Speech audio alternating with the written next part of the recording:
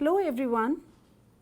According to the classical ecological theory, succession stops when a series has reached at an equilibrium or a steady state with the physical and biotic environment. Barring major disturbances, it exists indefinitely. This is the endpoint of succession and is known as climax. So, in this module, we are going to talk about the concept climax and the examples of succession. The learning objectives of this module are characteristics of climax, theories explaining climax, the monoclimax theory, polyclimax theory, climax pattern theory or population pattern theory. Then we will be talking about the examples of succession, that is the hydrosery or hydrarch and xerosery or xerarch. Characteristics of climax. Climax community in ecology is the mature, relatively self-maintaining serial stage in which the succession terminates. In a climax community, all the species component of that community perpetuate themselves through reproduction till the climate remains the same. In a climax community, the species composition should remain the same over a long period of time with all the growth forms ranging from seedling to maturity stage. Climax community, however, is not a static community, rather maintaining dynamic equilibrium with the physical and biotic environment. This dynamic balance or equilibrium is maintained through various forms of interaction among the species and between the species and environment through energy flow, nutrient cycling, food web, etc. Climax community generally has certain characteristics. The climax vegetation is tolerant to the prevailing environmental conditions and tend to be mesic. It has generally high species diversity and complex and higher degree of ecological organization. Theories explaining climax. There are major three theoretical approaches to identify and describe the climax communities, and they are: first one is the monoclimax theory, the second is polyclimax theory, and the third one is the climax pattern theory. Monoclimax theory, which is also known as climatic climax theory. This theory was proposed by Clemens in 1916. As per this theory, climate is the cause and climax is the result. Since for each major climate there will be only one climax, and this climax is known as climatic climax. In other words, it is the climate that controls the occurrence of the life form of the dominant species and which is in turn become the characteristic appearance of the climax community. That is why this theory is also known as climatic climax theory. Given sufficient time, all cereal communities in a region, be it aquatic system or terrestrial ecosystem, will converge to and stabilize at a single climax. That is, the whole landscape will be with uniform plant community and will overcome all the effects of differences in topography, edaphic factors and other factors. According to this theory, communities other than the climatic climax are considered as cereal stages. Clemens also proposed 4 different terms to describe the occurrence of more than one stable and self-perpetuating community in a given climate, which may be different from climatic climax, but related to the climax by successional development and are described as preclimax, a stable and self-perpetuating community, that is climax community when occur in an area which is dry or more xeric than the general conditions of the region or general climates of the region is described as preclimax community. Next is post-climax, a stable and self-perpetuating community when occur in an area which is comparatively more moist compared to general features when it is described as post-climax. Subclimax, a stable and self-perpetuating community in an area when occur due to peculiarities in the axiographic or edaphic conditions indicating the arrest of succession is known as subclimax. However, after a long period of time, the subclimax has the potential to change into climatic climax. And the fourth one is dysclimax, when the climatic climax is replaced by a self-perpetuating and relatively stable community due to recurring biotic interferences, then such climax is described as dysclimax. The polyclimax theory. This theory was proposed by Tansley in 1935 to describe the occurrence of several climax communities in a region, forming a mosaic of vegetation climaxes which are regulated either by soil moisture, soil nutrients, topography, fire or biotic activity. According to this theory, it is the spatial pattern or heterogeneity of habitats that influences the spatial pattern, that is the mosaic of climax communities.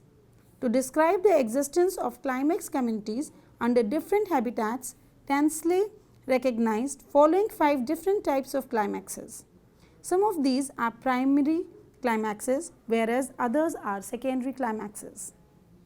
The climatic climax community which exists under normal climatic conditions in absence of any form of disturbance is described as climatic climax. Edaphic climax, when stable and self-perpetuating communities develop in parts of the same area due to peculiarities in soil, that is variation in edaphic factor, and are different from climatic climax, then they are described as edaphic climax. Topographic climax, differences in topography may give rise to different local microclimates, each of which in turn can support a self-perpetuating and self-community. Then such climax communities are described as topographic climax. Next is the fire climax. When climax communities occur in response to recurrent burning of vegetation which eliminates the fire susceptible species, then such climax community is known as fire climax. The last one is the zootic climax. When climax community occur in response to recurrent biotic factor, for example like grazing of cattle, then such climax community is known as zootic climax. So, here the climatic climax, edaphic climax and the topographic climax are considered as primary climaxes, whereas the fire climax and the zootic climax are secondary climaxes. Secondary climaxes, that is the fire climax and zootic climax, are similar to Clemens' monoclimax hypothesis. The climax pattern theory or population pattern theory. Whittaker in 1953 rejected the classification approaches of describing climax and proposed climax pattern theory, which is based on a combination of the continuum or gradient concept and the individualistic concept of the plant association. That is the reason why this theory is also known as population pattern theory.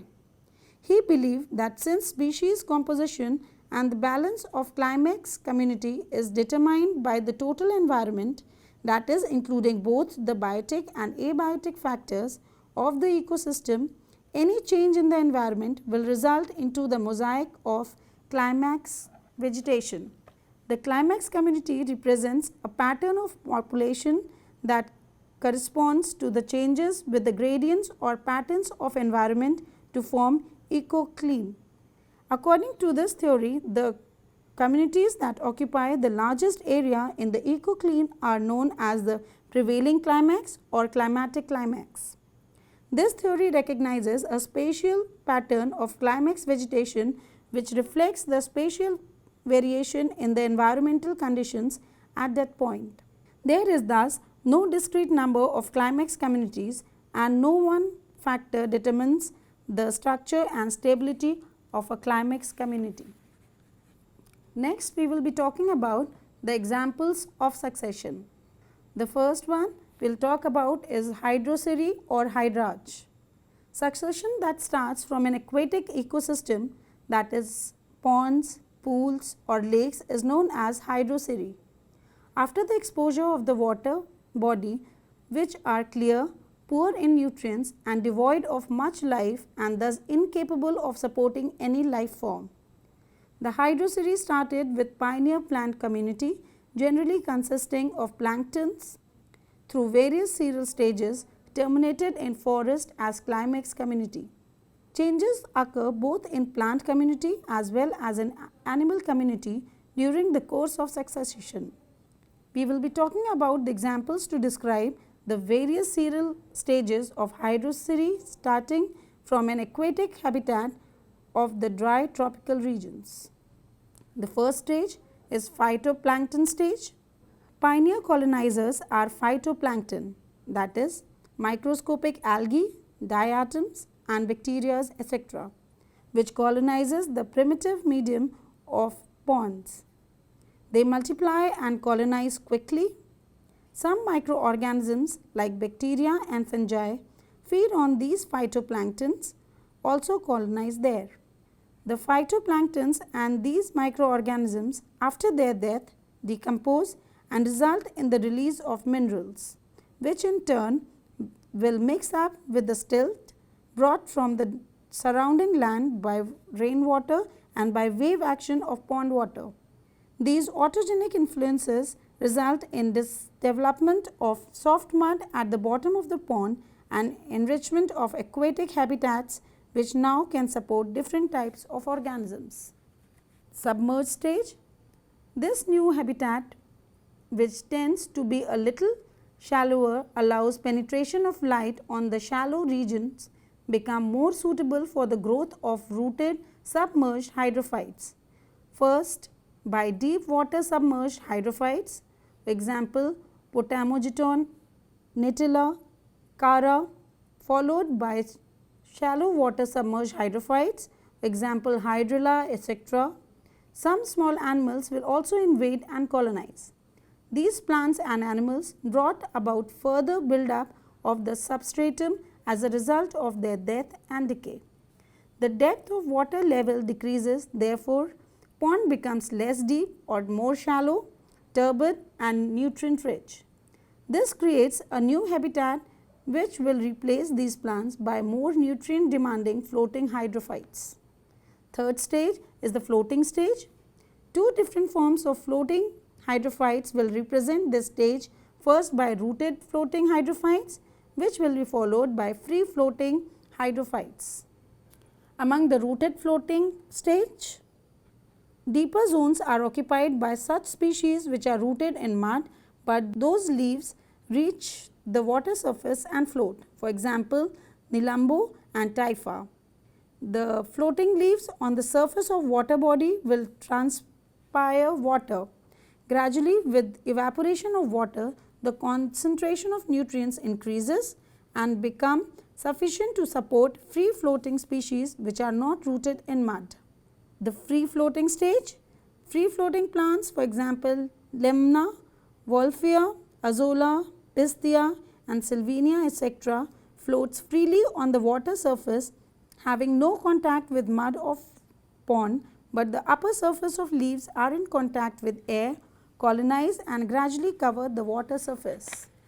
Water level decreases further, therefore, pond becomes more shallower. Decomposition of organic matter due to death and decay of these plants further build up more substratum. The floating leaves communities cast shade on their preceders, submerged communities and eliminate them by creating a deficiency of light. The raised bottom level is invaded by next serial community. Third is the emergent anchored hydrophyte stage. Pond marines, because of good environmental conditions of high moisture, enough light and aeration, soon gets covered by emergent hydrophytes, for example, Sagittaria and Typha. Although their root system is completely underwater and anchored in soil, but their shoots are partially or completely exposed to air. So are like amphibian plants. They have well developed rhizome and form very dense vegetation. These plants start from margins and then cover the pond. These plants facilitate considerable decrease in water level resulted in change in substratum, which in turn changed the aquatic habitat into marshy land or swamp. This stage is often known as red swamp stage. The next is the sedge meadow stage.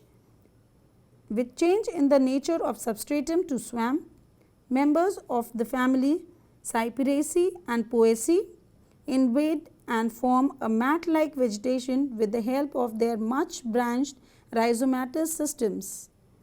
As a result of high rate of transpiration, much rapid loss of water occurs and thereby mud is exposed to air. This resulted in change in the nutrient status, that is, from ammonia to nitrates. The area will become more mesic and this resulted in disappearance of marshy vegetation. Next is the grassland stage or woodland stage. Soil becomes drier for most part of the year with much accumulation of humus rich in nutrients facilitated the invasion of terrestrial plants, first herbs, then shrubs and finally trees. The next stage is the forest stage. Depending upon the climate, the climax will be rainforest, temperate forest or the tropical forest. The diagram describes the various cereal stages of Hydrocereus starting from aquatic habitat of the dry tropical region. The next example for succession is the Xerocereus or Xerarch. When succession begins on any kind of dry habitat, it is known as Xerocereus. Since dried habitat may be different type, so the consequent succession may be of the following types. The type of habitat is sand and the name of consequent succession will be Samocereus. For rock, it is Lithocereus and for highly saline or physiologically dry soil, it is Halocereus. Below is an example of Lithocereus of tropical region. Successional trend is governed by the process of soil formation and accumulation. Bare area, that is rock, faces scarcity of water, lacks any organic matter with disintegrated unweathered nutrients. Organisms which can survive in these harsh conditions can colonize such habitats as pioneer community. Pioneer community is generally represented by crustose lichens, whereas the climax community by forest. The first stage is the crustose lichen stage. Crustose lichens, example Rhinodina, Rhizocarpus and Lecanora, since can grow and multiply in these harsh conditions, form crust on the dry rock and remain in the dormant conditions for very long time. They produce some carbonic acids which bring about weathering of rocks in form of cracks or roughen the rock surface. They may absorb water from rain and dewdrops from wet their external surface. In the space thus created, dust and dead organic material of these lichens accumulate and provide space and growth conditions for the next higher life forms to invade. Foliose lichen stage. The habitat thus created is now suitable for the growth of foliose lichens like Dermatocarpon. Foliose lichens have leaf-like thalli, can absorb and retain more water and are able to accumulate dust particles. The habitat will now become unfavorable for the growth of crustose lichens as foliose lichens cast shade on them. Foliose lichens also produce some acids which not only make the soil acidic but also facilitate weathering of rocks. Some microorganisms like bacteria and fungi appear along with few small invertebrate animals which also become associated with lichens. Humus is added through the decomposition of dead lichens and other organisms. All these processes accumulate the formation of thin layer of soil on rock surface, especially in crevices. The next stage is the moss stage. Development of some xerophytic mosses, for example, Polytrichum, Tortula, etc. on cracks and crevices occurred. Mosses outcome lichens, as the former having rhizoids can penetrate much deeper in the soil as compared to the latter. Later on, some mosses were replaced by higher hydrophytic mosses like Funaria, Sphagnum, Polytrichum, etc. Several small animals also like arthropods like spiders, mites, etc. also inhabit there. Mat of mosses can accumulate water, so moisture status of the habitat improves drastically. All these changes result in increase in soil layer, more accumulation of organic matter, addition of minerals to soil as acid leaches out, which in turn make the habitat suitable for the next cereal community. The next stage is the pteridophyte stage. Availability of moistures, humus and soil for anchorage facilitate the colonization of pteridophytes, for example, Selaginella, Adiantum, etc. These plants increase the process of weathering. Biological activities, rapid decomposition of organic matter and more soil accumulation and moisture status create conditions for growth of herbaceous plants. The next stage is herb stage. Ferns are now replaced by many aggressive weeds and hardy grasses. First annual weeds colonize, which are then followed by biennial and finally perennial grasses. Members of family Poaceae and Gramineae dominates. With the growth of grasses and forbs, transpiration takes place which reduces the prevailing temperature.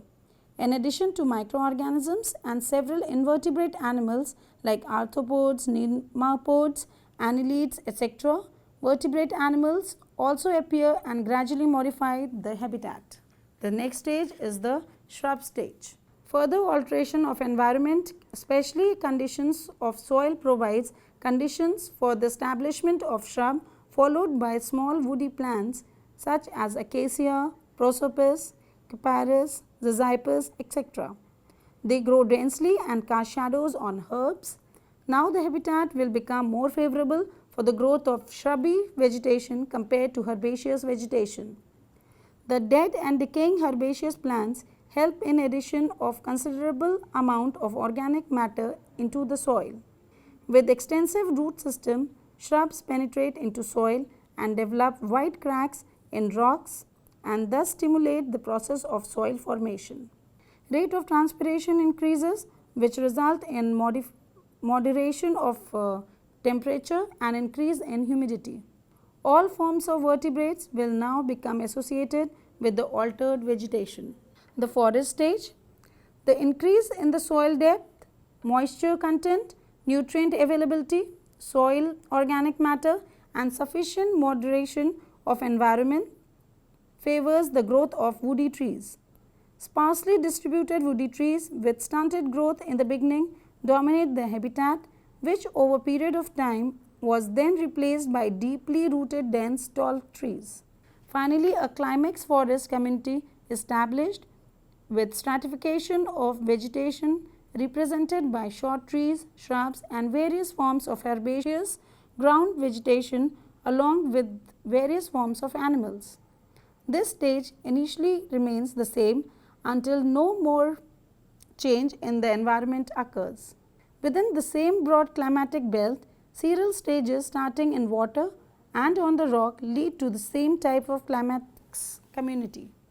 In the slide, the diagram describes the various cereal stages of Lithoceri starting from the bare area, that is the rock surface in the dry tropical region. To summarize this module, we can say that climax is the ultimate step of ecological succession. In this module, we have seen two examples of succession, that is the Hydroceri and the Lithoceri. Hydroceri starts with a pond or aquatic system, whereas Lithoceri starts from a rock or a bare land, but both of them reaches the climax, that is the ultimate step to ecological succession is the forest stage in both the examples. Thank you.